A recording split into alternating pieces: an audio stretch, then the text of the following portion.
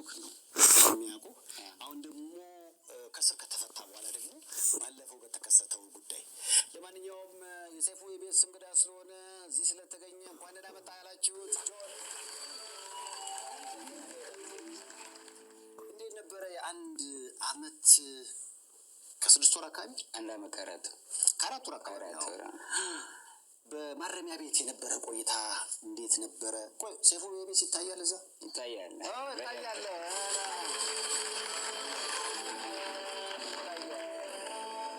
ይሄ ጉዳይ ከመከሰቱ በፊት የእስር ቤት እውቀት ይኖርሃል ብዬ አላስብም። ማለት ገብተህ አታውቅም? አላውቅም። በህይወት አጋጣሚ ወደዛ ሄድክና እንዴት ነበር ያን አንድ አመት ከ4 ወር አካባቢ ያሳለፍከው? በጣም አሪፍ ጊዜ ነበረ።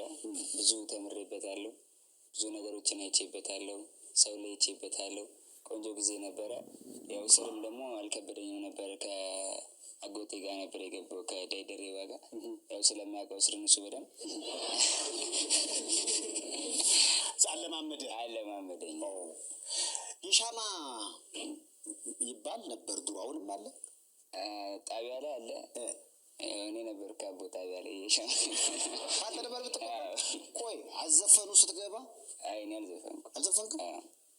እንደዚህ አይነት የድሮ የእስር ቤት ታሪኮች በሙቪ ስንመለከት እኔም በአንድ ወቅት መታሰር አጋጣሚ ነበር እና የሆነ ተሰጥኦን አውጣ ነገር አለ እና እንደሱ አይነት ጥያቄ አልቀረበም? ዳዋ ስላለ ተዘለለ። ምን አረክበት?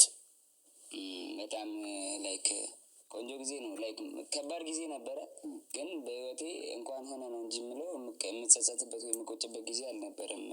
የአንድ አመት ከ4 ወር ብዙ አይቼበታለሁ፣ ብዙ ነገር እና አጠንክሮኛል። አሁን ያለውን ጆን ዳንኤል አድርጎኛል።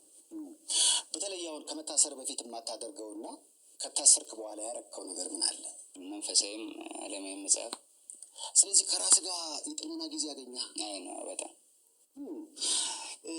በዛ አንድ አመት ከ4 ወር አካባቢ መቼም የሚጠይቅ ሰው አለ። ሰው ለይቼበታለሁ ስትል ግን ይብራራ፣ ምንድን ነው? ያው የመጀመሪያ ታይም ላይ ህይወታ ነበረ ምናምን ብዙ ሰው ይመጣል ምናምን። ከሆነ ታይም በኋላ ቤተሰብ ይቀራል መጨረሻ ላይ። ቤተሰብም እዚህ አልነበረም። ደግሞ አጋጣሚ ውጭ ነበሩ እና ሰው ያልነበረባቸው ታይሞች ነበሩ። ከባባድ ታይሞችን አሳልፌያለሁ። ስለዚህ አሁን ከእስር በኋላ ጆን ዳንኤል ተቀይሯል ማለት ይቻላል? ለምሳሌ በምን ተቀየረ? በጣም አዲስ ሰው ሆኗል ጆን ዳንኤል ከእስር በኋላ። ለምሳሌ ተረጋግቷል ጆን ዳንኤል። በፊት አልተረጋጋም ነበር? አልተረጋጋም ነበር። ተረጋግቷል።